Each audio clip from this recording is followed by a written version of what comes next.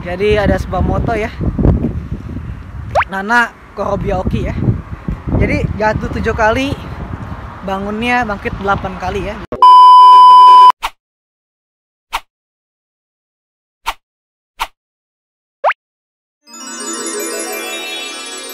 Japan Edition Part 2.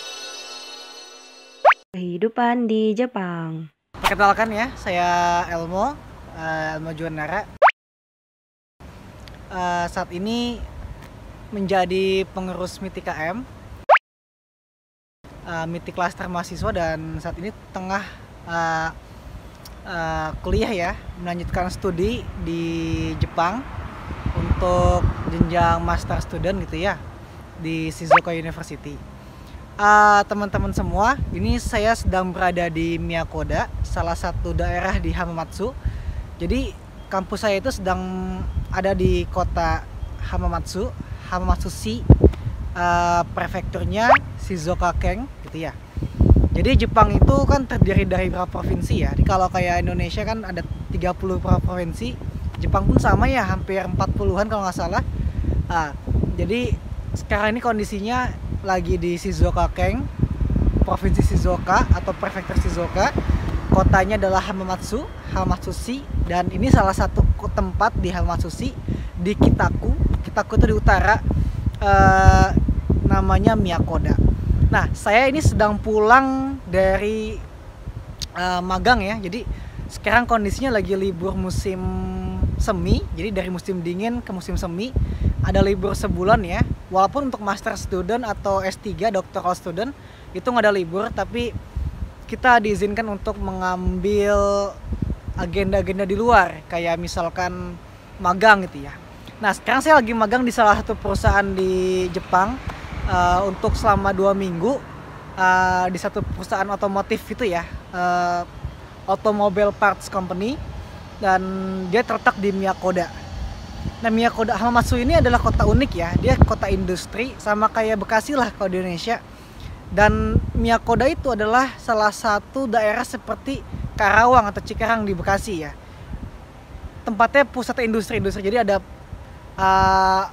Yamaha, Suzuki, dan lain-lain sebagainya macamnya. Rata-rata emang nih base-nya dari perusahaan otomotif ya. Nah, teman-teman ya, bisa dilihat ya, ini kondisi Miyako-da, tempatnya di utara, di atas, cukup alami sekali, sunyi gitu ya, tapi juga kemudian rapi tempatnya gitu.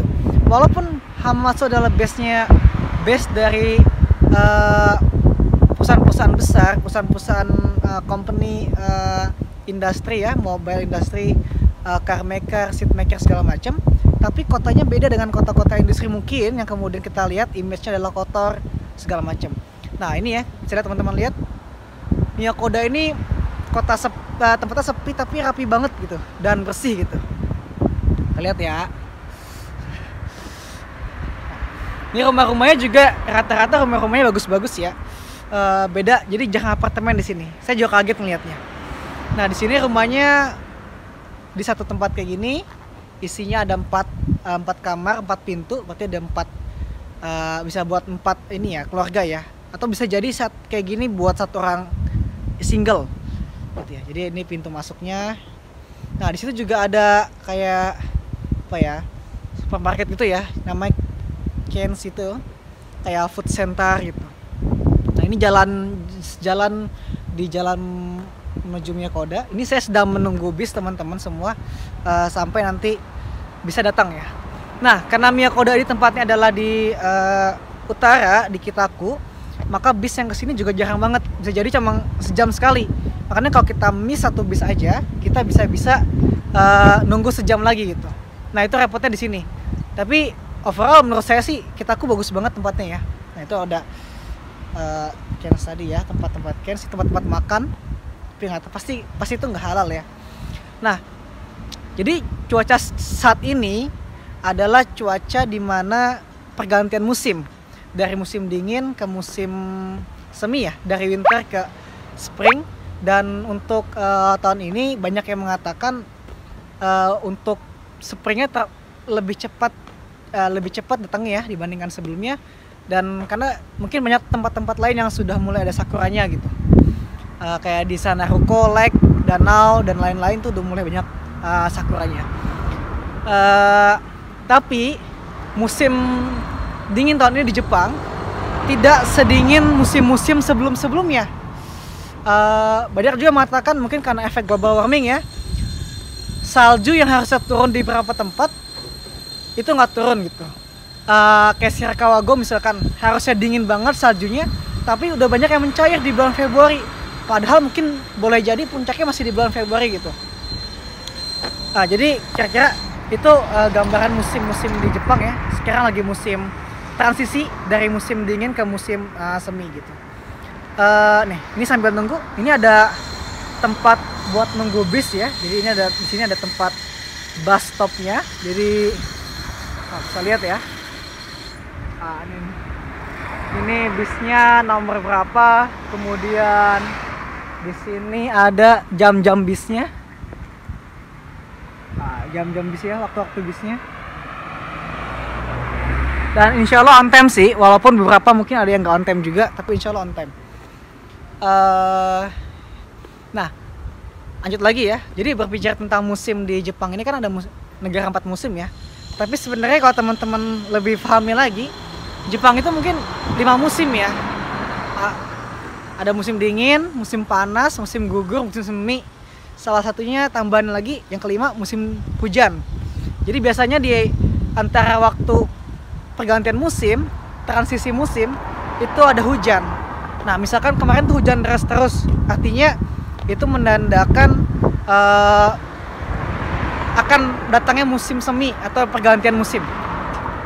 Nah kira-kira gitu. Nah kalau musim dingin di sini Hamamatsu sendiri itu nggak ada salju karena letaknya memang dia dekat pantai di bawah, jadi nggak ada salju. Tapi Kazega Suyoi nih, tapi anginnya besar banget gitu. Kemarin naik sepeda benar-benar kita nggak bisa jalan sampai diem gitu ya. Jadi bahkan ada yang ada yang hampir ini juga kebawa angin gitu. Ya kira-kira gitu. Jadi nggak ada salju di Hamamatsu tapi anginnya cukup kencang. Nah, dan saya juga baru tahu sih di Miyako-da ini ada tempat setenang ini, sesejuk ini, dan diisi banyak perusahaan-perusahaan manufaktur, pabrik-pabrik, tapi tempatnya tetap bagus gitu. Nah, kemudian mengenai kehidupan di muslim ya di sini, di Jepang mungkin ya, saya spesifik aja lah di Hamamatsu, mungkin tidak sebanyak opsinya untuk makanan halal atau masjid-masjidnya dibandingkan dengan Tokyo, tetapi cukup sedikit ya. Kayak mungkin masjidnya di Hamamatsu cuma ada 1 dan itu jauh banget, jadi kita semua jarang sholat di masjid jadinya. Tapi kalau lagi di kampus ada musola, disediain 1 ruangan besar untuk musola, jadi kita bisa sholat di situ. Kemudian makan halal di sini sangat jarang ya. Jadi kalau di Tokyo itu mungkin banyak pilihan halal food segala macam yang udah jadi siap makan, tapi di sini nggak ada, jarang banget. Di sini ada mungkin material makanan mentahnya ya, raw materialnya kayak nugget yang belum digoreng atau ayamnya itu halal, bisa dari Brazil, kita bisa beli di Gyomu atau kadang ada di Big D juga supermarket atau di Donki. Nah, Don Quijote ya, itu supermarket ada di Jepang. Kira-kira gitu ya. Jadi orang Jepang sendiri itu waktu saya magang ini, dia kan tahu ya kultur kita sebagai muslim itu harus makan halal ya. Waktu ditanya nanti makan siangnya pakai apa selama magang, saya bilang saya nggak bisa makan daging babi segala macam gitu ya. Baru mau bilang gitu, dia langsung bilang gini, oh iya muslim harus makan halal food ya. Dia bilang hararu food ya. Iya betul, kok tahu gitu. Ternyata dia udah searching gitu. Nah jadi selama itu dia nggak nyediain makan, jadi saya bawa sendiri makanannya tentang halal food tadi. Nah dia sangat paham ya, bahwasanya yang namanya halal food itu tidak hanya sekedar misalkan kita nggak boleh makan daging babi, oke, selesai. Tapi lebih dari itu gitu. Misalkan kalau kita kemudian makan nasi goreng yang pancinya, penggorengannya itu campur dengan minyak yang bekas masak babi, itu juga nggak boleh gitu. Jadi agak sedikit kibisi ya, kibisi sekali, strict sekali di sini untuk makan halal food. Karena walaupun kita nggak makan daging babi, tapi kita makan daging ayam yang itu kemudian nggak disembelih pakai basmalah, atau kemudian kita makan nasi goreng yang pancinya, penggorengannya sama dengan penggorengan dia masak daging yang nggak halal, yang nggak bisa makan gitu. Jadi agak sedikit, nggak sedikit ya, emang benar-benar kibisi ya. Kibisi itu ketat ya, strict banget gitu. Nah selain itu ya kalau kita mau ibadah, alhamdulillah ya, walaupun kita minoritas di sini, mereka cukup, di tempat magang saya di kampus ya, mereka cukup kooperatif sekali. Mereka menyediakan ruang khusus buat saya juga untuk sholat ya selama magang itu.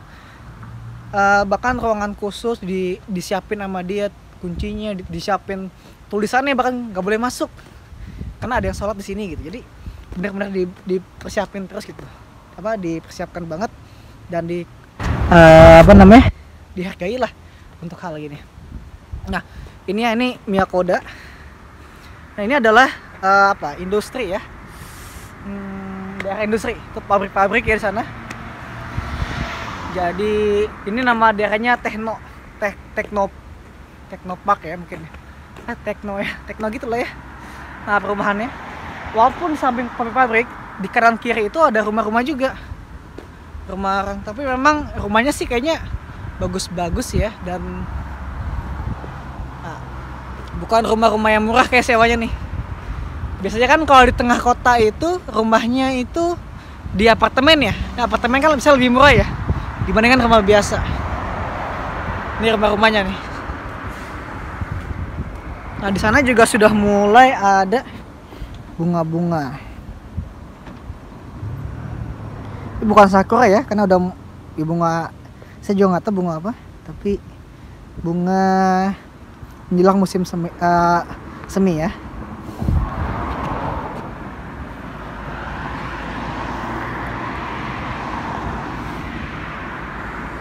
Nah,